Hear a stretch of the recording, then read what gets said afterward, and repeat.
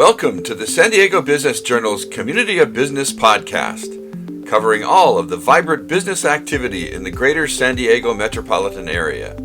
And now, here are your hosts, Kevin Leap, publisher, and Jeff Clemetson, editor-in-chief.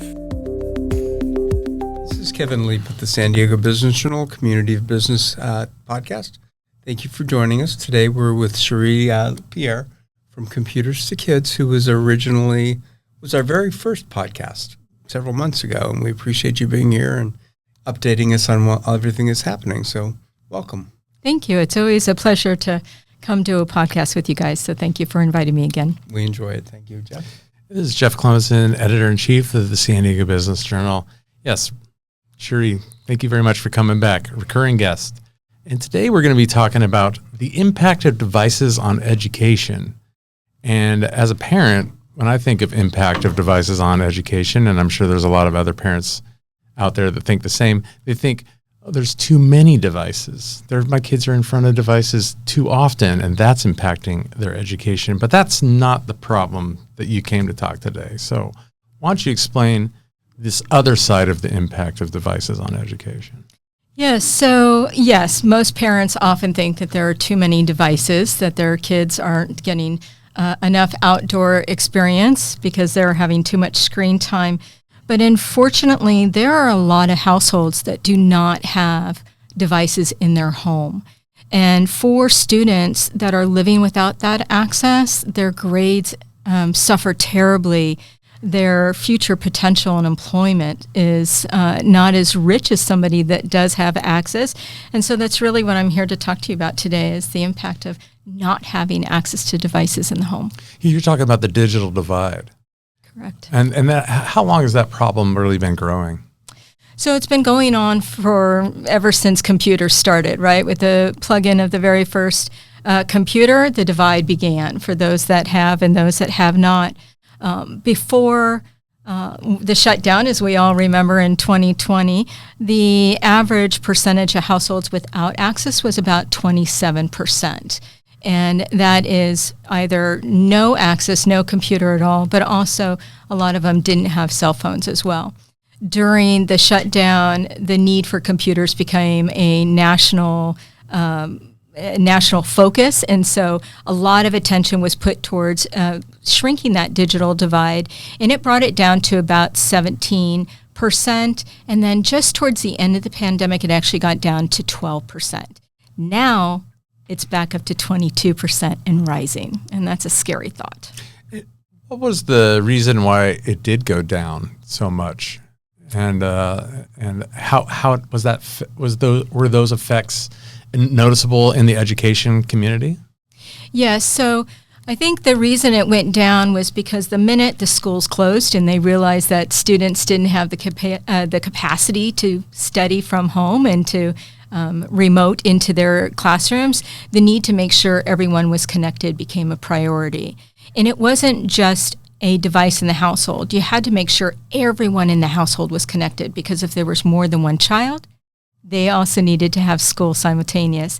And then you had mom and dad who were trying to possibly work remotely or have telehealth. So the national focus on the federal level, they created the Digital Equity Act, and that was at the federal level to make sure that there was funding and focus to be able to ensure that everyone had devices and internet connection in their home. And was there a giant impact that was noticed right away by suddenly having more homes than even before remote learning was a thing? Was it better off for the students? It was, because you had a couple different stats that I think are really important. An average GPA for a student that is connected is 3.18. If they don't have the device at home, that drops down to 2.75. So they noticed that the kids, even though that they were struggling a little bit remotely, we all know that that was a challenge for our students, the grade points still continue to go up.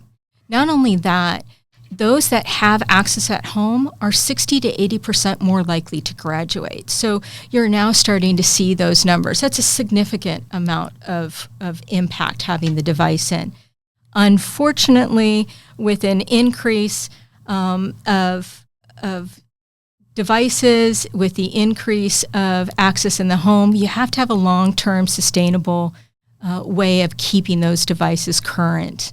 And I think that's where we're struggling right now on many levels. Yeah, and you had just mentioned that the percentage actually went up of homes without devices after the pandemic. What were the reasons for that, and how are those effects manifesting right now? So a couple reasons. We all know with technology, it has a shelf life, right? I mean, computers retire, they break down, they're expensive to replace.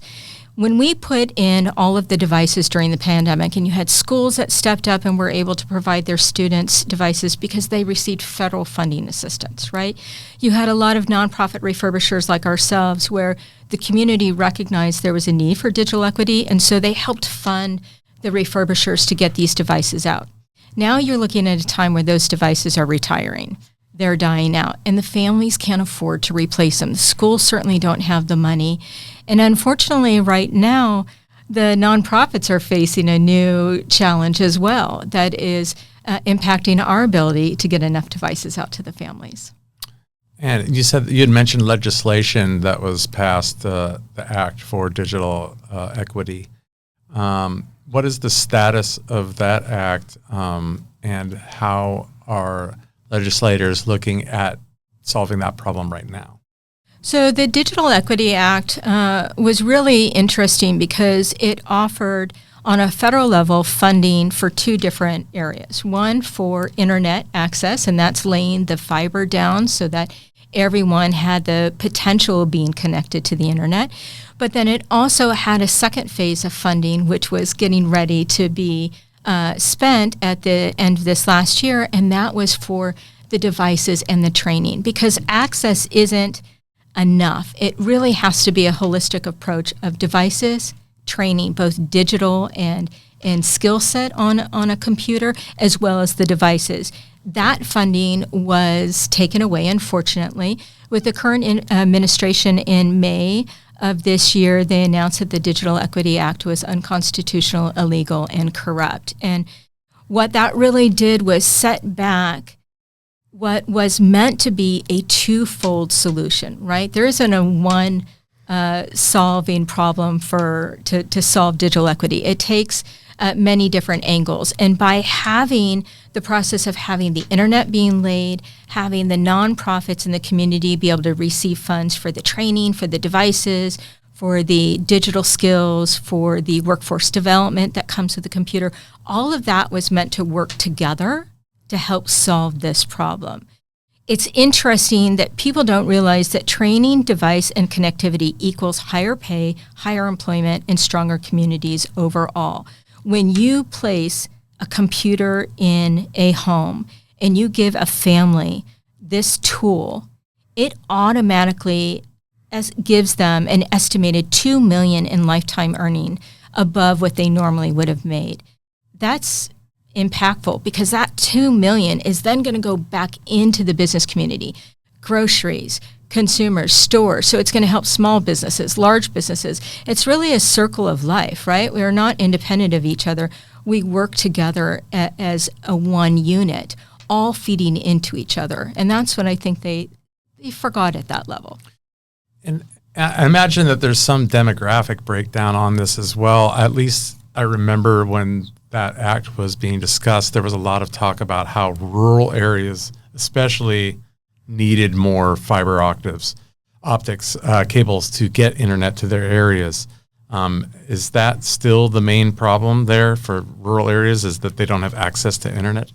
Yes, so there was a lot of effort to be able to address those areas, the rural areas for connectivity, but you still have parts of the United States, even here in San Diego County, where in the rural areas they're not connected.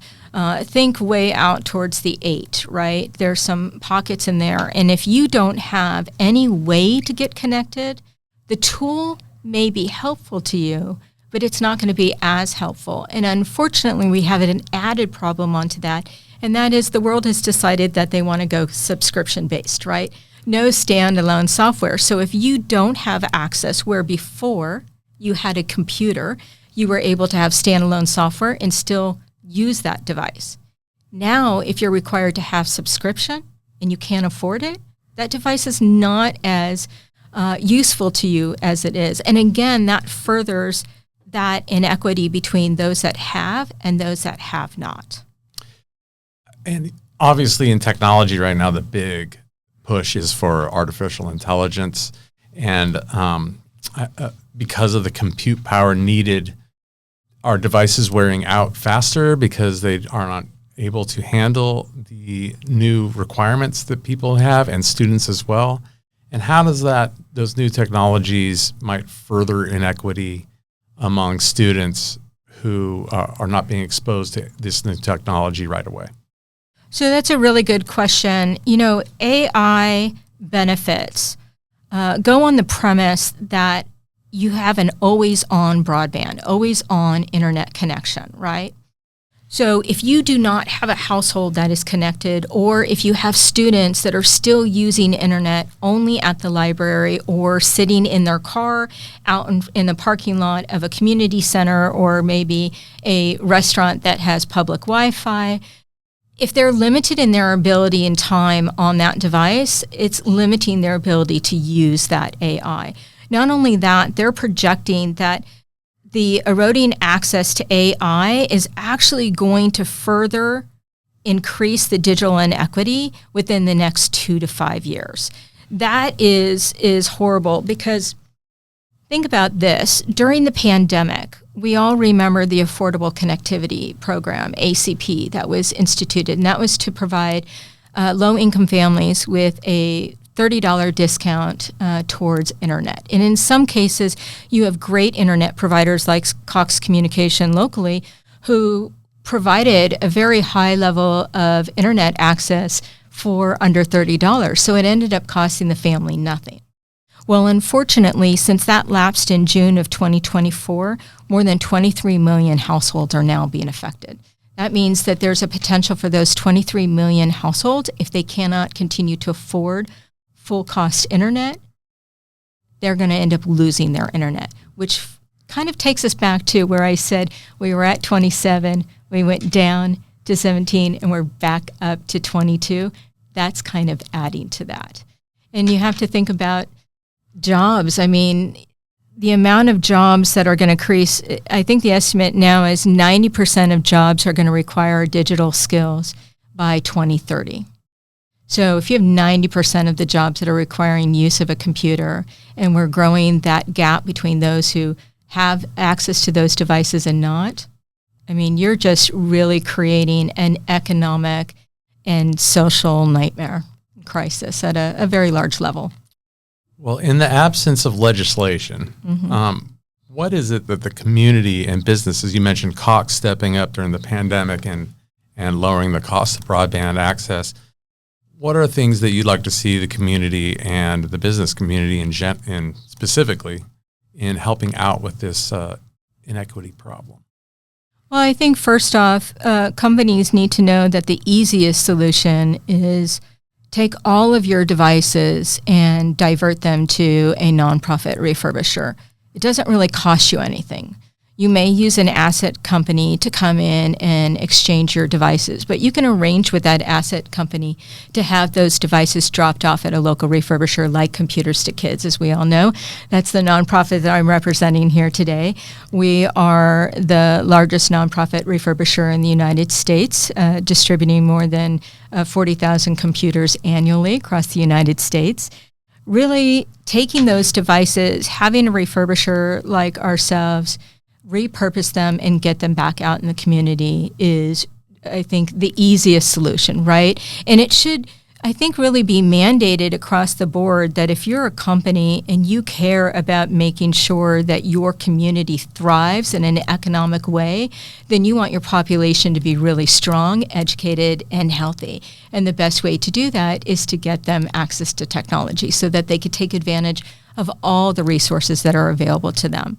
The second thing is it takes money to refurbish devices. There is the cost of electronics, and unfortunately, in the last few years, that cost has increased at least 20% for me across the board on just replacing parts that I can't salvage from other devices. What used to cost us $200 per computer to refurbish, it's now up to $350. But that sounds like a lot, $350 for a device.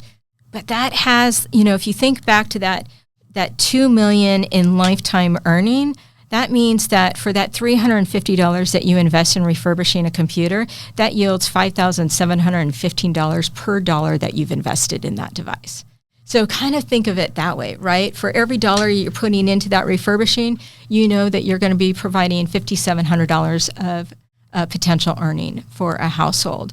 The other thing is let people know that that this resource is available. I mean, we may be named Computers to Kids. We go by C2K, but we help all individuals, young and old. And so it's really important to let people know that if they're struggling in education, if they're trying to get a job, even if they're trying to change their career because they need to make more money, and let's face it, right now, every dollar counts. We're living in a very expensive city in San Diego. The average median income is $119,000. When you think of low income on the federal level, is more like $35,000 to $40,000. There's a big disparity there being in San Diego versus other parts of the country. So really being able to provide career pathways, and that's one of the things that we talked about in our last podcast was our Tech Up program and being able to use the act of refurbishing to help create career pathways in IT. That also helps, again, feed the economic strength of our community. Right. And was there a specific event you had mentioned to us earlier? Yes. So right now we're in our Tech the Halls campaign. It's an annual campaign that we do at the end of every year. But this one's really exciting because not only are we asking the community to donate funds, right, at c2k.org to be able to refurbish and get a computer underneath the tree, but we know that there are going to be a lot of people in the community that are going to get new gadgets and toys for the holidays. And so what we want you to do is thinking about taking those old devices and donating them to C2K. And there's two ways that you can do it. Number one, you could stop at the BVB office and be able to donate your electronics at one of the C2K bins from December 5th all the way through January 31st. But then you can also join us at Snapdragon Stadium on Saturday, January 31st. From 9 until noon. We're going to be doing a countywide electronics drive. So everybody can just drive through, we'll unload the vehicle for you, and we'll be able to put your electronics to good use. That's great. And so if your kids are playing too many video games, you can donate those as well. Yes, it's a great way to, say, hey, we're going to go ahead and clear out some of those electronics and give them to a cause and teach your kids how to pay it forward. Well, and I personally donated 3 computers because they had been sitting there and I was afraid to donate to some place that I did not trust because of all the data that's potentially on there. And you guys wipe them and reload them, and it's like a brand new machine with no history of me on it. Yeah, so there's a lot that goes into preparing a system. We don't just erase the data, hit the reset button. We're actually using Department of Defense software to delete all of the information on the systems. And then as a Microsoft registered refurbisher, we put new software back on. So every device that goes out has Microsoft Windows and Office. But interesting enough, remember earlier I talked about subscriptions, right? As a refurbisher, we don't have to have a subscription of Office. We can do a standalone Office on the devices. So it allows those individuals who can't afford that monthly fee to stay connected. And then once we're done with that, we have to make them look pretty, take all the asset tags off, any identifying marks, and all of those devices are registered with C2K. So a donor knows that when they donate to us, that computer, once it's been refurbished by us, is only tracked back to us and not the original donor. And that's that extra level of security that we promise our donors. Does that include Apple products as well? It includes Apple products as well. And we take anything electronic, working and not working. So most people think it has to be just computers, and it's not. we want all of your electronics. The only thing I won't take is major appliances. So keep your stoves and refrigerators at home, but everything else is fair game. And we will take it whether it's working or not working. Because one of the beautiful things about C2K is we believe reuse is the only way to recycle. And so whatever we can't directly use in our technology assistance program, we'll find a way to be able to monetize it either as someone else who can use it. Classic example will be servers. You have a company that has server banks. They're obviously not going to go into a household's home, right? But what we do is we repurpose them, refurbish them, and then work with a company that sells them off to small businesses that can't afford new servers themselves, right? And then that fund goes back in and helps us offset our devices, our software, and our parts. That's amazing. So you heard it here.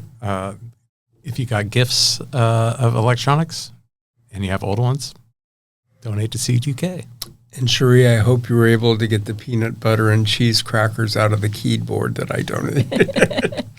We have an excellent way of cleaning peanut butter out of keyboards. That's not a problem. You do. I'm not the first one to throw that problem at you. No. Well, thank you, Cherie Pierre from Computers to Kids. You're always fascinating, sobering, interesting. I always learn something brand new, and we really appreciate you. Well, thank you. You know, it's been my honor to support Computers to Kids as their CEO for about 19 years now. And it's a really fulfilling opportunity to make sure that our future generation has the tools that they need to be successful, and that our economy has the contributions from our citizens to really thrive. And San Diego is a beautiful city, so anytime that I can make us a strong, healthy community, I'm first in line. Awesome. Thank you for being here, and thank you for joining us today at San Diego Business Journal's Community of Business podcast. We are offering a special 13-week free trial to the San Diego Business Journal right now, which also includes full access to our website.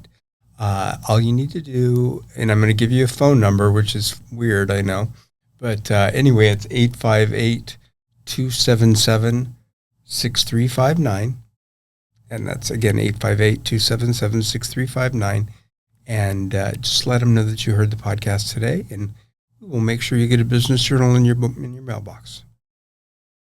Thank you. This has been a podcast from the San Diego Business Journal, the community of business. Keep watch on the journal's website, sdbj.com, for this and other podcasts, past and future. Copyright San Diego Business Journal, all rights reserved.